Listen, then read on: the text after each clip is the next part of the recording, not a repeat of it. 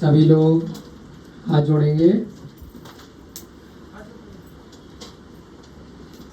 सभी को आवाज प्रॉपर आ रही है? विजय जी आवाज आ रही है?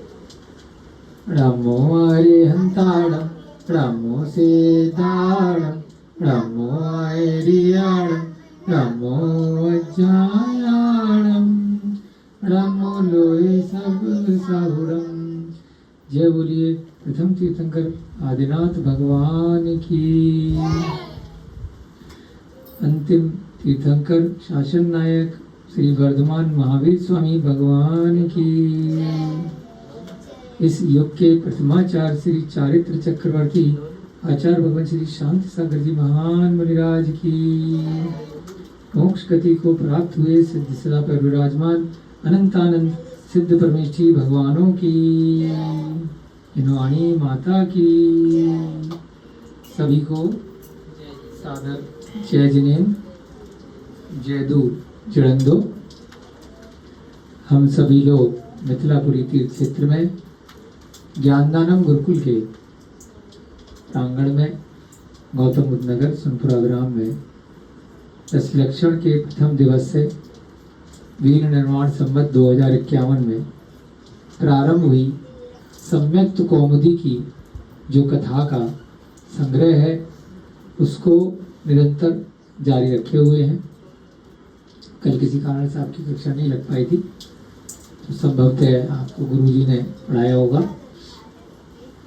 जो भी बच्चे बड़े लोग इस कथा को सुन रहे हैं इसके उपरांत भी कोशिश कीजिए इसके बारे में, इसमें जो शब्द आए हैं आपने अपने कानों का सदुपयोग करके जो भी सुना है उसका यहाँ कक्षा से जाने के बाद अगले जो 23 घंटे आपके पास रहते हैं उसमें से नींद के घंटे हटा दीजिए।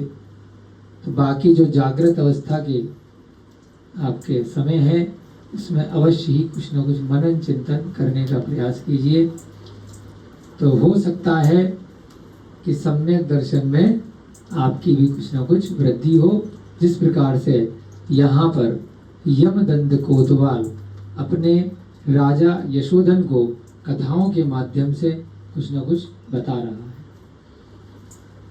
आचार्य भगवान जो पूर्वाचार्य हैं उनके द्वारा रचित यह अवश्य किसी पांडुलिपि से निकला हुआ कोई ग्रंथ है। सम्यक्त कौमुदी किसी पांडुलिपि का संग्रह किया गया होगा। उसके बाद इसको हिंदी भाषा में वर्तमान की जो हमारी समझने की सरल भाषा है उसमें इसका रूपांतरण किया गया है, ट्रांसलेशन किया गया, अनुवाद किया गया है।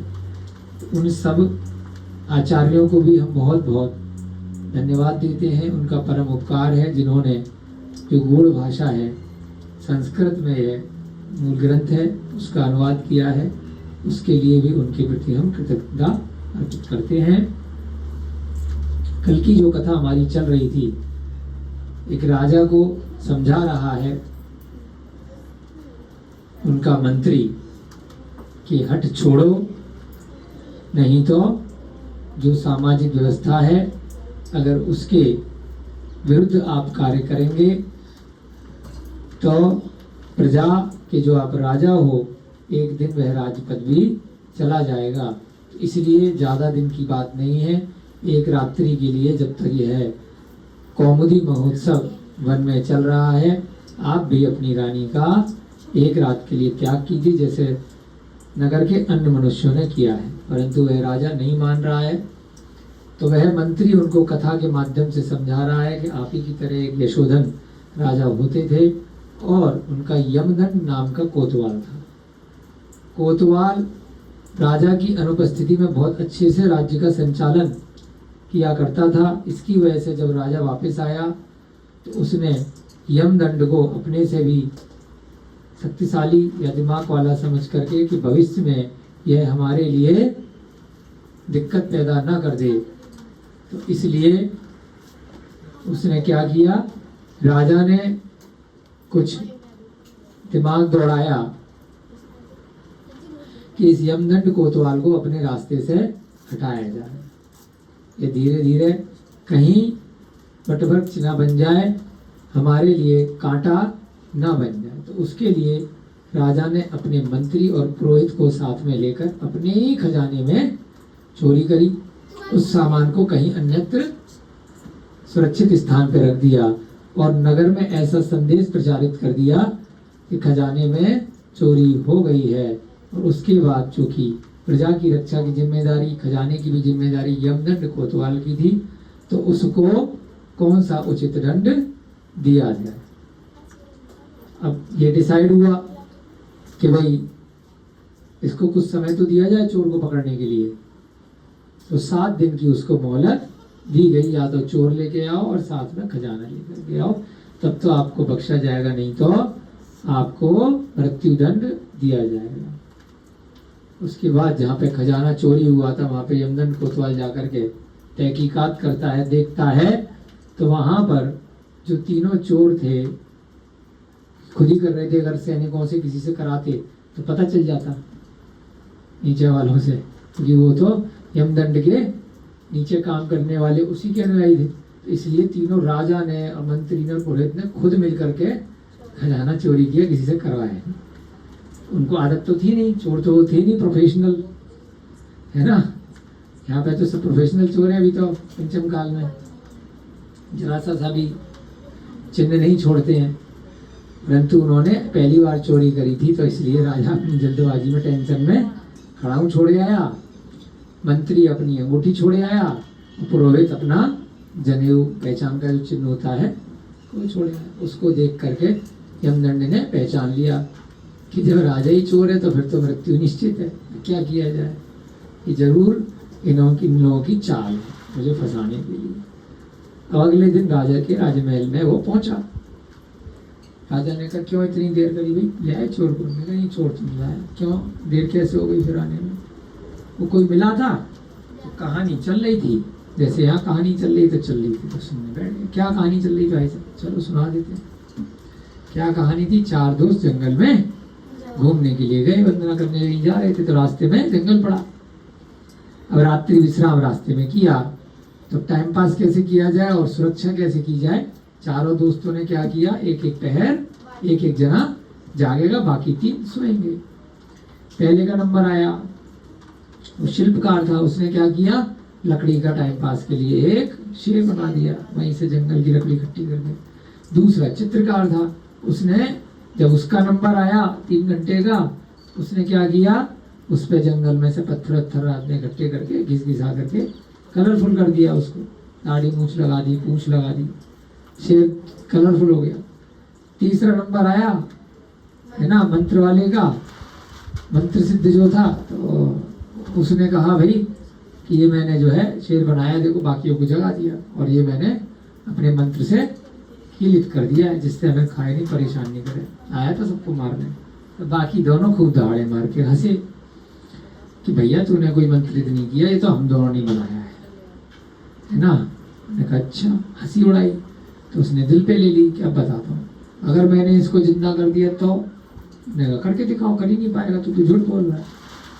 तो जब इन तीनों का वार्तालाप चल रहा था, जो वणिकपुत्र था, जो बनिया था, जो व्यापारी था, उसने अपना दिमाग लगाया कि भैया ये अगर सच में जीवित कर दिया तो बेमतलब में मैं भी इनके लड़ाई झगड़े में, जबकि मेरा कोई दोस्त नहीं, मारा जाऊंगा। उन्होंने कहा मेरे को तो लघु शंका आ रही है। तो जा करके पीछे छिप गया लघु शंका के बहाने। वहां पे एक बड़ा सा आम का वृक्ष था, उस पर चढ़ करके तमाशा देखने लगा। और इधर सच में थोड़ी देर बाद जो मंत्रित वाला जो दोस्त था, उसने अपना बैठ करके ध्यान वान लगाया, कुछ तंत्र मंत्र डाले और शेर को जिंदा कर दिया, लकड़ी के शेर को। लकड़ी के शेर ने क्या किया, जिंदा होकर के मंत्रों के माध्यम से वो चलने फिरने लगा, जीवित हो गया। भोजन तो करेगा ही, सामने उसके भोजन तैयार है। एक एक करके 1 2 3 तीनों को खा गया, मार दिया, निपटा दिया। उसके बाद बड़े पुत्र ने कहा तीनों पागल, अपन तो चले। जब मौका मिला वो वहां से निकल गया। उसी प्रकार से वहां पर क्या है, उस कथा में कौन समझा रहा है, ये हंस। कथा के अंदर कथा चल रही है, हंस क्यों समझा रहा है कि भाई अपने पुत्र और पोतों ने उसका मजाक बनाया और गरेड़िया आकर वहां पे जाल बिछा गया। जब रात्रि में आकर के सारे हंस के बच्चे आए वापस तो उस जाल में फंस गए। तो वह हंस जो वृद्ध हंस है अपने बच्चों को समझा रहा है ये वाली कथा के माध्यम से कि देखो वो भी कितने होशियार थे, कितना बड़ा मांत्रिक तांत्रिक था, और वो भी अपने ही बिछाए हुए जाल में फंस गया, अपने ही पैदा करे हुए शेर द्वारा खाया गया। है ना, होता है ना कि अपना ही कुछ चीज बनाई और वही आपको, आपके लिए हिंसक हुई, आपको लिए प्राणों का घात कर दिया। तो ऐसे ही तीनों ने ही उसको मिलकर के बनाया और वो तीनों को ही मार दिया। तो ऐसे ही यहाँ पर जो लता उत्पन्न हुई है, हमने तुम्हें समझाया था ये बाद में हमारे लिए दिक्कत करेगी, परंतु आपने नहीं माना, मुक्त हो। परंतु अपने पुत्र पौत्र थे तो अब परेशान हो रहे थे। तो यहाँ पर अब है हंस जो है, कथा चल रही है आगे की, किस प्रकार से। हाँ, कहां तक पहुंच गए थे हम? बुद्धि अच्छी है या ज्ञान अच्छा है, विद्या अच्छी है? बताओ, बुद्धि का मतलब, इसमें बुद्धि बहुत है परंतु विद्या नहीं है। इसलिए मैं कहता हूं कि बुद्धि अच्छी है, विद्या नहीं है ना। बुद्धि का मतलब उस समय के हिसाब से आपको सही गलत का आकलन करना है, और विद्या का मतलब ज्ञान तो है परंतु उसका उपयोग नहीं कर रहे। गुरुता जी मान लीजिए खूब औषधि बनाने का ज्ञान है, मरीज आया लेकिन उपयोग ही नहीं किया, उसको औषधि दी ही नहीं, तो उस ज्ञान का क्या करोगे? बुद्धि तो लगा ही नहीं कि अब इस समय इस काल में इस जो रोग से पीड़ित मनुष्य है या पशु है उसको हमें कितना देना है, कितना नहीं देना। तो ये किसी से आया? बुद्धि से आया, लॉजिक से आया, है ना। और विद्या क्या है? जो पहले से आपने पढ़ा है, ज्ञान। तो दोनों चीजों की जरूरत है, परंतु कई बार आपने ज्यादा कुछ नहीं भी पढ़ा है, फिर भी जरूरत किसकी होती है? बुद्धि की होती है। क्या सही है, क्या गलत है, उसके लिए कुछ विद्या प्राप्त करने की, पढ़ने की जरूरत नहीं है। मान लीजिए मार्ग में कोई आपको मिल गया, पिट रहा है, कोई घायल पशु पक्षी मिल गया, तो आपकी बुद्धि क्या कहेगी? इसको तुरंत बचाओ, है ना। परंतु जरूरी नहीं आपको ज्ञान हो कैसे बचाए, क्या दवाई दे, तो आप अपने हिसाब से उसको कुछ तो सहायता करोगे बुद्धि के माध्यम से। तो बुद्धि जरूरी है। तो ये चीज हंस का बाप कह रहा है, दादा, कि बुद्धि बहुत जरूरी है, ठीक है ना। हंसों ने अब जाकर के वृद्ध से कहा कि भैया जो हो गया सो हो गया, क्या किया जाए, है ना। क्या हुआ? एक मिनट बंद कर दे। हंस थे, बूढ़े हंस से कहा अब जो हो गया गलती हो गई, हे तात, तात माने पिता, कार्य के नष्ट हो जाने पर भी जो बुद्धि को नहीं छोड़ता है वह प्रमाद को प्राप्त नहीं होता। अब कोई चीज है वो पूरी तरह से नष्ट हो गई, समाप्त हो गई, लेकिन अगर उसमें बुद्धि बची है, आपका घर टूट गया, गाड़ी टूट गई, है ना, रोग हो गया, हिल नहीं पा रहे हो, लेकिन फिर भी दिमाग चल रहा है। कोई चीज आपने बनाई थी परंतु वह बर्बाद हो गई है, अब रोने से क्या होगा? अगर बुद्धि बची है तो क्या करोगे कि दोबारा से उस चीज को खड़ा कर सकते कहीं ना कहीं। अब हंसों के जो बच्चे हैं वो कह रहे हैं आप बहुत बुद्धिमान हो, हमारे में ना तो बुद्धि थी पहले ना है, इसलिए तो हमें सिखा पढ़ा रहे। अब आप जो है क्या करो है कि कार्य के नष्ट हो जाने पर भी बुद्धि को नहीं छोड़ता है, वह प्रमाद यानी आलस को प्राप्त नहीं होता है। भले ही ऐसे बोलते हैं ना, चिड़िया चुग गई खेत अब के पछताए क्या होता है, फिर भी अभी तो खेती चुगा है, दोबारा बोलो क्या दिक्कत है, फिर से मेहनत कर लो। पानी भर गया, खेती बर्बाद हो गई, कोई बात नहीं। तो बुद्धिमान मनुष्य कहेगा कोई बात, होनी को होना, जो होना था हो गया, अभी भी दोबारा से कुछ और प्रयास किया जाता है। किसी की मृत्यु हो गई, क्या हो गया, आगे बढ़ो। कल पता चला हमारे यहाँ भैया जी हैं, उनके परिवार में 4 लोगों का देहांत हो गया, है ना। परंतु फिर भी आगे तो जीवन चलेगा ही, है ना। कोई रहे ना रहे, व्यक्ति रहे ना रहे, वस्तु रहे ना रहे, लेकिन क्या है, जीवन चलता रहता है, नए जीव उत्पन्न होते रहते हैं। अनादिकाल से हम सभी कितनी बार मरण को प्राप्त हो चुके, कितनी बार फिर जन्म हो गया। उत्पाद, व्यय और ध्रुव, 3 गुण प्रत्येक द्रव्य में पाए जाते हैं। कुछ न कुछ निरंतर उत्पत्ति होती है, कुछ न कुछ व्यय होता है, और कुछ न कुछ उसमें द्रव्य गुण सदा विद्यमान रहता है, वह शाश्वत रहता है, हमेशा रहता है। आत्मा है, हमेशा से है, उसमें नई पर्याय मिली, नया शरीर मिला, कभी मनुष्य का, कभी त्रियंज का, कभी नारकी का, तो कभी देव का।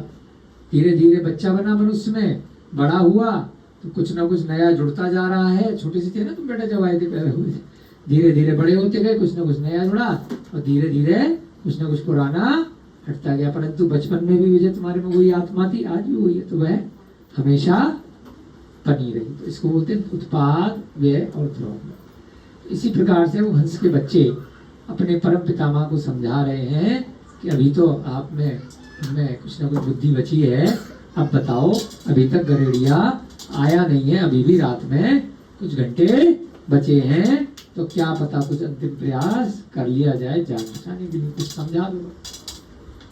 कार्यों के नष्ट हो जाने पर भी जिसकी बुद्धि नष्ट नहीं होती, वह कार्यों को पूरा कर ही लेता है। कार्य कुछ किया था, बिल्डिंग बनाई, फिर गिर गई, कोई बात नहीं, फिर बनाएंगे, फिर सीखेंगे। कोशिश करने वालों की हार नहीं होती। नन्ही चीटी दाना लेकर चढ़ती है, बार बार चढ़ती है, फिर फिसलती, फिर एक दिन लेकिन अभ्यास करते करते करते करते चढ़ी जाती है, गिरेगी चढ़ेगी, गिरेगी चढ़ेगी। ऐसे ही अगर समय है, बुद्धि बढ़ रही है, अनुभव बढ़ रहा है, अब हमें भी अनुभव हो गया, कल को ये लता ऐसे आएगी, हम भी जब बूढ़े हो जाएंगे तो अपने बच्चों को समझा पाएंगे, है ना। तो आपने हमें समझाया था, हमने माना नहीं, तो कभी ऐसी लता अगर आएगी तो ये हम अपनी जान बचा पाएंगे। तो अभी भी आपके अनुभव हमसे ज्यादा है, कार्य बिल्कुल नष्ट हो गया है, लेकिन बुद्धि बची हुई है, तो फिर भी हम बच जाएंगे। जैसे कि जल के समीप रहने वाला वानर होता है, कोई वानर का उदाहरण है ना, कि जल के समीप रहता है एक बंदर, परंतु उसकी बुद्धि नष्ट नहीं हुई है, तो वह कुछ न कुछ वहां पर प्रपंच करता रहता है। वृद्धहंस ने कहा, हे पुत्रों, देखो वृद्धहंस होशियार है, अभी भी इनको बचा सकता है, लेकिन फिर भी परीक्षा कर रहा है कि नहीं, कार्य के नष्ट हो जाने पर कोई उपाय नहीं है, कोई मदद नहीं करूंगा तुम्हारी। मेरी हंसी उड़ाई थी, फिर मैंने तुम्हारी बात मानी थी, लता जब बढ़ रही थी, नहीं कोई उपाय नहीं। फिर वो समझा रहे बच्चे, वो समझा रहा हंस, देखो अज्ञान भाव से, प्रमाद से अथवा उपेक्षा से यदि कार्य नष्ट हो जाता है तो पुरुष का समस्त प्रयास निष्फल हो जाता है। अब तुम्हें जानकारी है ही नहीं, तुम सीखना चाहते नहीं है, हमने सिखाने का प्रयास किया, फिर भी मान नहीं रहे। कोई भी गलत व्यसन है किसी के अंदर, कोई पाप कर रहा है, कषाय कर रहा है, कोई सिखा रहा है, उसकी बुद्धि में नहीं आ रहा, फिर स्वयं से जब भुगत रहा है तब कह रहा बचाओ बचाओ, मैंने ये गलती कर दी। अब वो वृद्धहंस क्या कह रहा, अज्ञान भाव से, प्रमाद से आप कर सकते थे, फिर भी आप नहीं कर रहे उस कार्य को, आलस के कारण, अथवा उपेक्षा से, आपने इस चीज की उपेक्षा करी है, कौन करे। यदि कार्य नष्ट हो जाता है, आपने खुद ही किया है ना, आप आकर के इस जाल में खुद बस फंसे हो, क्योंकि रास्ता बनता जा रहा था, हम अच्छे खासे पेड़ के ऊपर रहते थे, नीचे से कोई भी आ जाए उसके लिए रास्ता बन रहा था। हमने कहा था जब ये लता बढ़ रही है इसको हटा दो, आप नहीं माने, तो इसलिए सारे की सारे प्रयास निष्फल हो जाते हैं। क्योंकि पानी के निकल जाने पर पुल के बांधने का क्या फायदा। पुल कब बांधोगे, अब यहाँ पे अभिषेक भैया जी ने ईंटें डाली, उस दिन पानी बारिश आया था, अब वो ईंटें पैर में दिक्कत ही कर रही है, अब पानी नहीं है, अगर जब पानी है ही नहीं और बैठ करके पुल बना रहे हो या नाव बना रहे हो, तब बना सकते हो जब अनुभव है कि 2 महीने बाद बाढ़ आएगी, पानी भरेगा। अगर ये ज्ञान है पिछले वर्ष का, तब तैयारी पहले से चालू कर दी, अपना ऊपर से लेंटर वेंटर डालना चालू कर दिया, पन्नी लगानी चालू कर दी, झोपड़ी तैयार करनी शुरू कर दी, तो वह है ज्ञान के साथ बुद्धि है। अब जब बारिश निकल गई, अब बनाओगे पुल और पता नहीं फिर दोबारा कब आए, तो उस समय तो अगले साल तक वह बेकार हो जाएगा। टेम्परेरी पुल बनाया 2-3 महीने में खराब हो जाएगा, तो उसका फायदा क्या। तो पानी निकल जाने के बाद पुल बनाने का क्या फायदा। कौन कह रहा, वृद्ध हंस अपने बच्चों को समझा रहा है, कोई फायदा नहीं बेटा, अब तो जाल लग गया है, अब फंस गए, अब शांत प्रणाम से अपनी मौत का इंतजार करो, काहे मेरे को टाइम खराब कर रहे हो। उनकी परीक्षा ले रहा है कि अब कुछ नहीं किया जा सकता, अब मैं तुम्हारी कोई मदद नहीं कर सकता, क्योंकि अब पानी निकल चुका है, अब बचाव का कोई रास्ता नहीं है। अब जितना पैर खींचोगे जाल में से उतनी और चोट लगेगी, उतना और उसमें फंसते जाओगे। दलदल में फंस चुके हो, जितना छटपटाओगे पानी के दलदल में और अंदर फंसते चले जाओगे। अब फिर भी हंस कह रहे हैं उसके बच्चे और पोते, हे तात, हमें मालूम है आप बहुत होशियार हो, हे परमपिता, एक बार और ट्राई कर लो, चित्त को स्वस्थ चित्त को स्वस्थ कर जीवित रहने का कोई तो उपाय दिखलाइए। फिर से रिक्वेस्ट कर रहे, देखो अभी भी तुम्हारे पास बुद्धि है, अनुभव भी है, ज्ञान भी है, हमारे पास तीनों नहीं है। होता तो फिर काहे को फंसते, ना अनुभव था आपकी तरह, छोटे छोटे बच्चे हैं, ना बुद्धि है और न ज्ञान था। अब हो गया ये वाला कि अब अगली बार नहीं फंसेंगे, लेकिन अभी तो बचा लो। तो उन्होंने क्या कहा, छोटे बच्चों ने, हंसों ने, कि हे तात, चित्त को स्वस्थ करो, थोड़ा ठंडे दिमाग से सोचो, कहते ना कूल, स्वस्थ, शांति से सोचो, स्वस्थ, शांति शांति, गुस्सा मत करो, नाराज मत हो, जो हो गया सो हो गया, अब ये डांटने का समय नहीं है। अब परिस्थिति, हम आपके ही पुत्र पौत्र हैं, आपका पूरा परिवार खत्म हो जाएगा, थोड़ा दिमाग लगा लो और जीवित रहने का कोई उपाय बता दो। बड़ा अच्छा उपाय बताने जा रहे हैं। शरीर में धातुओं का बंधन चित्त के अधीन है। चित्त माने आत्मा, धातुओं का बंधन रोहिता जी बताते हैं, सप्त धातुओं से शरीर बना है ना, मिट्टी, जल, वायु, है ना, और पवन, बहुत सारी चीजें हैं, उनसे है, सप्त धातुओं से अपना ये शरीर बना है। लेकिन कब बनेगा, कब इकट्ठी होंगी, जब आत्मा होगी। आत्मा नहीं है तो सप्त धातु बनेंगी भाई रोहिता जी, है ऐसी बाहर अपने आप बिना आत्मा के शरीर बन जाएगा किसी का। जब तक, मैं अगर पुरुष की बात की जाए, मनुष्य पर्याय की, तो जब तक स्त्री के गर्भ में भ्रूण नहीं आएगा, एक नई आत्मा मनुष्य जीवन लेकर के नहीं आई, कितनी सी आई, इतनी सी आई है। फिर वो धीरे धीरे करके वो आत्मा अपने कर्मों के बंधन के कारण से कार्बन तेजस शरीर लेकर के आई है। इतना सा औदारिक शरीर है, धीरे धीरे वो पेट में औदारिक शरीर विकास को प्राप्त करेगा। फिर बाद में आकर के जब बच्चा बाहर निकलेगा 9 माह बाद, तो वह छोटा बच्चा दिखाई देगा। तो कैसे बना वो, धीरे धीरे सप्त धातु से। जब चित्त है, जब आत्मा है, मनुष्य में भी ऐसा है, देवों में भी है, नारकियों में भी है और त्रियंच गति में भी है। देवों में कैसे होता है, उपपाद सैया होती है, एक अंतर मुहूर्त में 48 मिनट में ही देवता क्या होते हैं, युवा हो जाते हैं। सीधे यहाँ से मरे सम्यक दर्शन के साथ में, और कहाँ उत्पन्न हो गए, बड़ी रत्नमयी बहुत सुंदर उपपाद सैया पर 48 मिनट में युवा हो, बढ़िया फर्स्ट क्लास है, ना कोई रोग, ना कोई टेंशन, ना कोई माता पिता, सीधे डायरेक्ट एंट्री। उसको क्या बोलते हैं, उपपाद जन्म, और अपना क्या होता है? हम लोगों का गर्भज हो गया है, गर्भ से निकले। और उनका जन्म कौन सा है? उपवास सैया पर वैक्रियक शरीर मिलता है। हम लोगों को कौन सा मिलता है? औदारिक शरीर। नारकियों को कौन सा मिलता है? वैक्रियक शरीर। मनुष्यों को बाहरी शरीर कैसा है? औदारिक। ये जो दिख रहा है ना जिसपे चोट वोट लगती है, ये सब क्या है? औदारिक शरीर।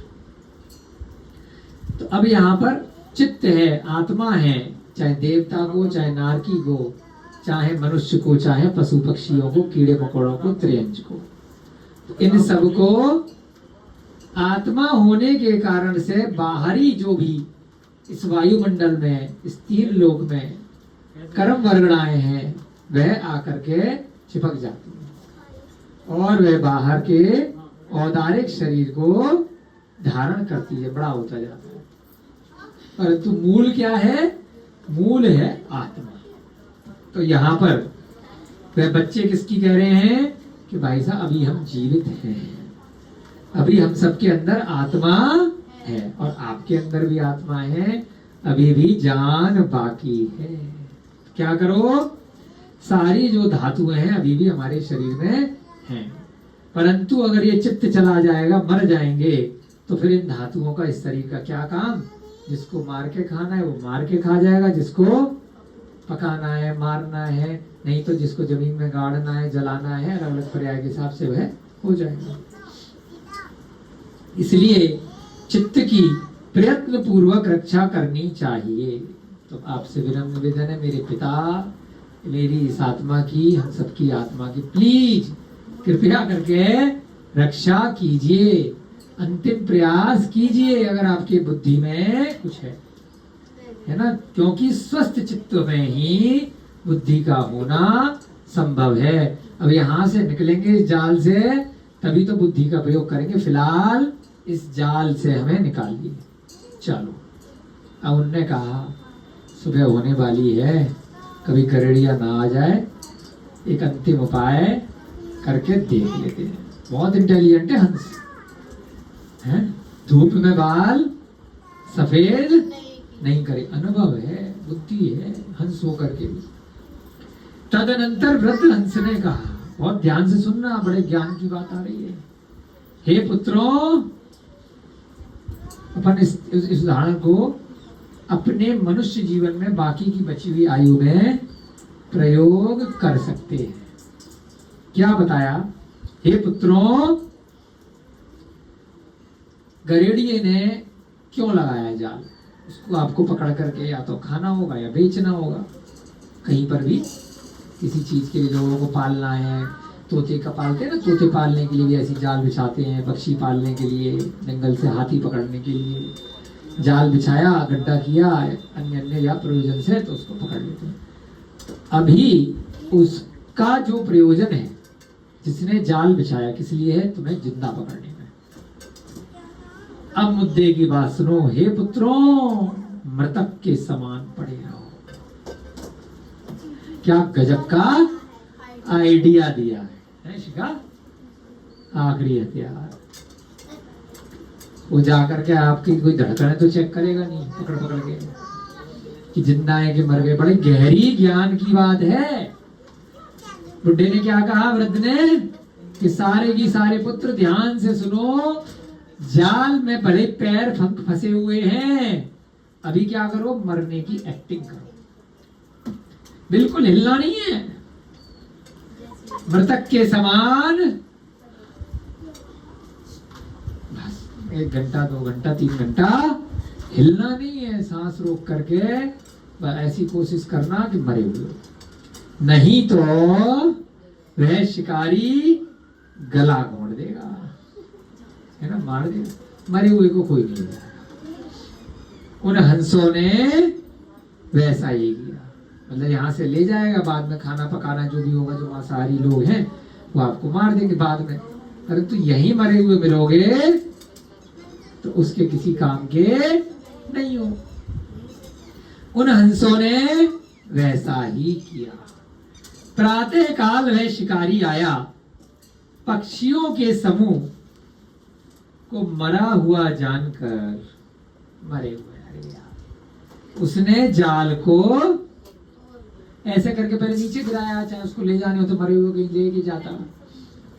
उसने पहले सब हंसों को, अगर जिंदा होते तो क्या करता, छटपटाते, एक एक करके निकालता, अपने बॉक्स में रख लेता किसी जगह पे, है ना, किसी बोरे में या कोई और जाल बांध करके लेकर के आता। तो मरे हुए थे तो उन्होंने कहा चलो मरे हुए निश्चिंत हो गया, एक साथ झाड़ दिए। उसने सब हंसों को एक साथ नीचे गिरा दिया कि मरे हुए इकट्ठे कर लूंगा बाद में। तत्पश्चात वृद्ध हंस तो जाल में था नहीं, वो तो अलग से पहले ही बैठा था। वृद्ध हंस ने जोर से कहा, हे पुत्रों, सब लोग भाग जाओ। एकदम से आवाज लगा दिया, भागे, क्योंकि उसको तो पकड़ा ही होता है, तो खुद भी भाग, थोड़ा इधर तक उस पकड़ तो आएगा नहीं उसको। सब लोग भाग जाओ। अब यह सुनकर तुरंत सारे हंस उड़ गए। इसके पश्चात, है ना, जहां पर दूसरे पेड़ पर जाकर के इकट्ठे हुए, वहां मीटिंग करी और सभी ने कहा कि अहो, वृद्ध के वचनोपदेश से ही आज हम सब लोग जीवित बचे। तो बड़े बूढ़ों की बात मान लेनी चाहिए, है ना रमेश अंकल? बड़े लोग आप हो तो बड़े लोग हैं यहाँ पर, उनकी बात मान लेनी चाहिए। जैसा कि कहा है, बुद्धिमान तथा गुणी मनुष्यों को वृद्ध के वचनों का सदा पालन करना चाहिए। हो सकता है हम बहुत बुद्धिमान हो गए हों, परंतु अनुभव हमेशा पिता, दादा, बड़े जनों का, गुरु जी का ज्यादा होता है। देखो, वन में बंधे हुए हंस वृद्ध के वचनों से बिल्कुल मृत्यु की अंतिम श्रेणियां में थी, मरने वाले थे कुछ ही मिनट, कुछ ही घंटों में, और फिर भी उसका अनुभव उनको मृत्यु सैया से सारे की सारे हंसों को बचा लाया। कथा के अभिप्राय से यह सूचित होता है कि यद्यपि कार्य मूल से ही नष्ट हो गया, तथापि राजा नहीं जानता है?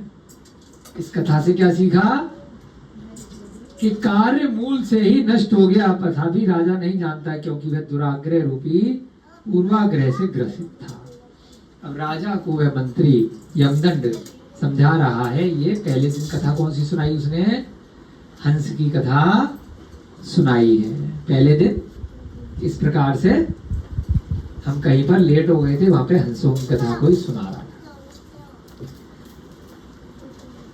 दुराग्रह रूपी ग्रह से ग्रस्त पुरुष के विषय में विद्वान क्या करें? दुराग्रह माने किसी ने किसी के बारे में कोई पूर्वाग्रह बना लिया कि ये चोर है, ये बदमाश है, ये बेईमान है, तो वह पहले से उस सोच से आया है, तो बस उसी पे ही वो जांच पड़ताल करेगा। राजा ने यमदंड के प्रति पूर्वाग्रह बना लिया है कि हमारे पीछे से इसने राज्य की रक्षा अच्छे से करी, तो ये हमारे लिए दिक्कत है ना। पहले से ही एक पूर्वाग्रह बना लिया है कि इस यमदंड ने ही यहाँ राज्य में चोरी करवाई है, इसलिए हमें दंडित किया जा रहा है ना। यमदंड पहले दिन क्यों लेट हुआ, वह कथा राजा को बता रहा है, क्योंकि कहीं पे बैठ करके कथा सुन रहा था। अब यह कहानी सुना करके वो बार बार ऐसे उसको दिमाग लगा रहा है कि पूर्वाग्रह से ग्रसित है राजा, तो इस प्रकार से वह उसकी बात को कुछ नहीं सुन रहा है। इस प्रकार प्रथम दिन की कथा पूर्ण हुई। ऐसे करके एक एक दिन 7 दिन खींचेगा।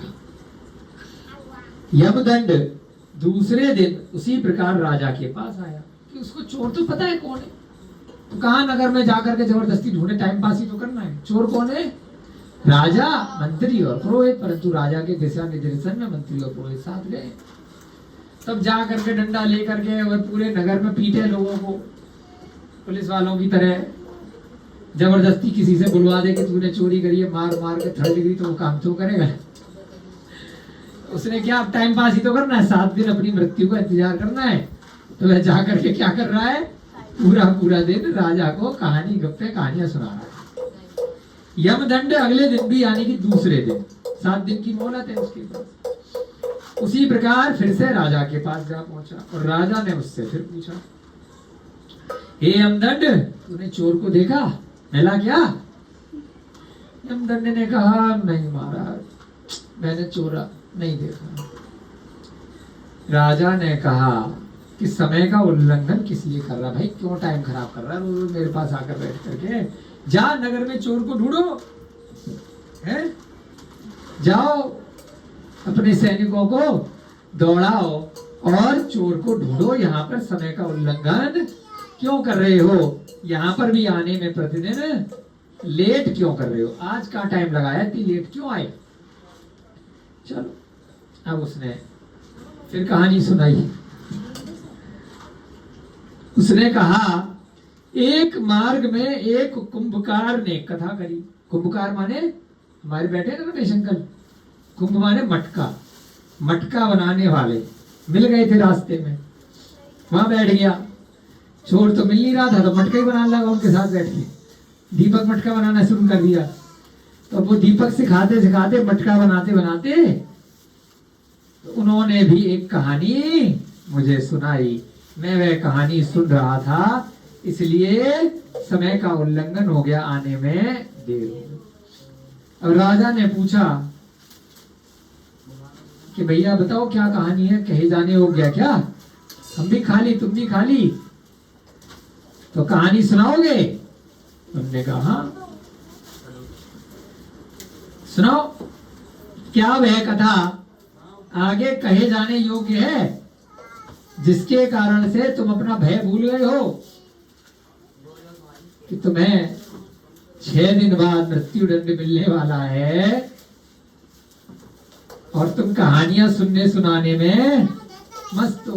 कोई बात नहीं। यमदंड ने कहा, कोई बात नहीं, भय तो है लेकिन कथा सुना देते हैं, आप कह रहे तो क्या कहानी सुनाई?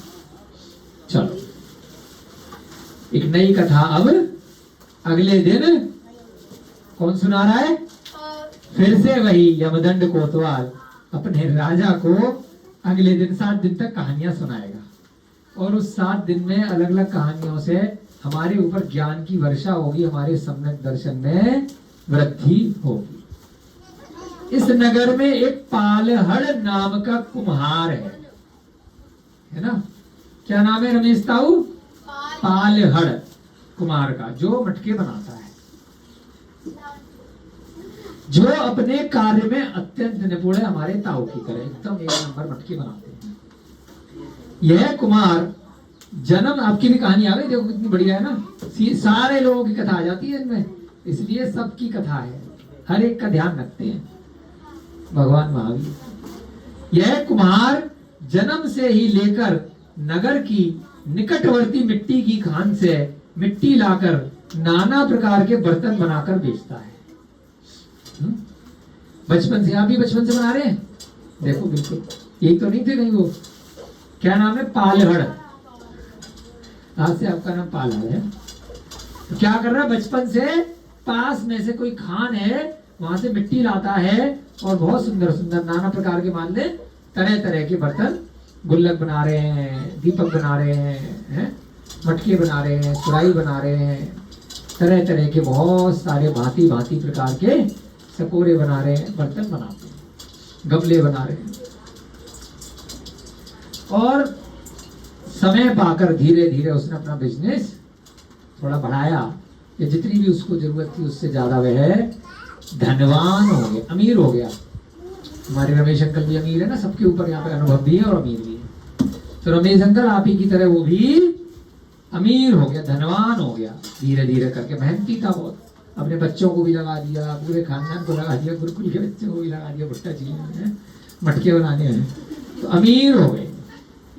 उसके पश्चात उस पैसे से उसने अपने लिए एक अच्छा घर बनवा लिया। आपने भी बना लिया है ना, धीरे धीरे पैसे को जोड़ा, मटका बेच बेच के, और एक घर बना लिया, भवन बना लिया। पुत्र आदि संतति को व्यवहारित कर दिया, आपने भी कर दिया। आपसे ज्यादा अमीर और कौन? आदमी को यही तो चाहिए, मकान बन गया, और बच्चों की शादी हो गई तो पैसे वाले हो गए मटका बेच बेच करके, तो इसका मतलब आप भी अमीर हो। पुत्र आदि सभी की विवाहित कर दिया, सबकी शादी कर दी। वह समस्त उत्तम भिक्षुओं को उत्तम भिक्षा देता है। कोई उसके द्वार पे भिक्षु आ जाए, साधु आ जाए, मुनि आ जाए तो आहार दान भी देता है। आपके द्वार पे भी कोई आ गया, यहाँ पर भी आप रोटी लेकर के आते हो पशुओं के लिए, इसका मतलब आप धनवान हो, तभी तो आपके द्वार से कोई भूखा आ गया तो आप खिला करके भेज रहे हो। फिर गरीब किस चीज की। और याचकों के लिए भोजन आदि भी देता है। कोई मांगने आ गया तो ले बेटा 2 रोटी ले ले, दाल सब्जी ले ले। याचक मांगने वाले को भोजन देता है।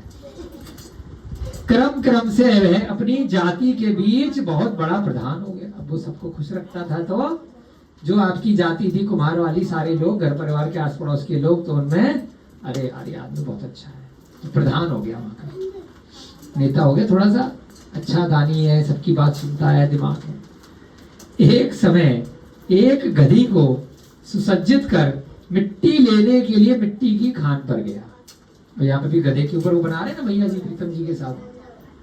तो मिट्टी लेकर के कैसे आता था वो? बैलगाड़ी, तांगा गाड़ी, ट्रैक्टर तो था नहीं, तो गधे के ऊपर गद्दी बनाई। हमारे यहाँ जैसे गधे घूम रहे ना सामने, बिल्कुल देखो सारी चीजें बिल्कुल प्रत्यक्ष हो रही है, प्रैक्टिकल एग्जाम हो रहा है? कमाल है, कथा बिल्कुल सही टाइम पे चल रही है।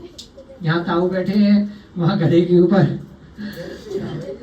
हैं, गधे सी आएगी, ताऊ ने बोल दिया। देखो कमाल हो गया, गजब। बिल्कुल देखो उसी दिन कथा चल रही है जिस दिन हम तैयारी कर रहे हैं। एक दिन उसने क्या किया, एक गधी को सुसज्जित किया और मिट्टी लेने के लिए मिट्टी की खान पर गया, जहां तालाब की मिट्टी अच्छे से उसके मिट्टी के बर्तन बनाने के लिए मिलेगी खान में। वहां खान को खोदते समय उसके ऊपर खान का किनारा गिर पड़ा। अब वो ठंडी ठंडी खान होती होगी, वहां पर अंदर मिट्टी होगी, नरम मिट्टी, परंतु कच्चा हो गया तो उसका किनारा खान का उसके ऊपर गिर गया, जिससे उसकी कमर भग्न हो गई, कमर पे गिर गया, कमर टूट गई। हाय रे हाय रे हाय। पश्चात उसने पढ़ा, जिस खान से मैं भिक्षा और भोजन आदि देता था, तथा फिर उसने सोचा वहां बैठ करके, इस खान की मिट्टी की वजह से क्या हो रहा है, इस खान की मिट्टी की वजह से मैं क्या कर रहा हूं, मैं मटके इत्यादि बना करके अपनी जीविका चलाता हूं। अच्छा, मैं खान की मिट्टी से क्या चलाता हूं, अपनी जीविका चलाता हूं, और साथ में क्या देता हूं, मैं भिक्षा और लोगों को भोजन आदि भी देता हूं। उसी से तभी तो मैं लोगों को दान दे पाता हूं। अपना आपका पोषण करता हूं, अपने आप का, और जो भी मेरे से आता है मांगने में उसको भी दान इत्यादि देता हूं। उसी खान से आज मेरी कमर टूट गई। जो मेरे लिए शरण है वही, उसी से मुझे आज भय हो गया।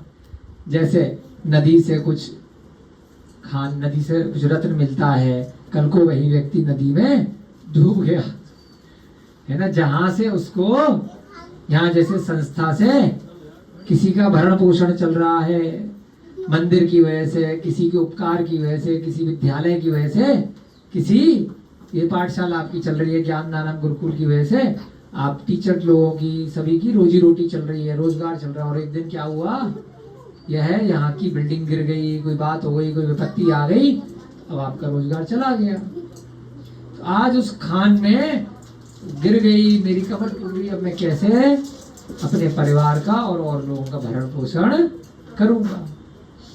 तो ऐसा वो सोच रहा है, वहां पे गिरा पड़ा बेचारा, कमर टूट गई। तो जिसकी मुझे शरण थी उसी से मुझे आज भय उत्पन्न हो गया। रक्षक ही भय उत्पन्न करने वाला हो गया। ये तो मेरा रक्षक है। देखो क्या शब्दों का प्रयोग कर रहा है वो, समझ में आ रहा? कौन सुना रहा है कथा? यमगढ़।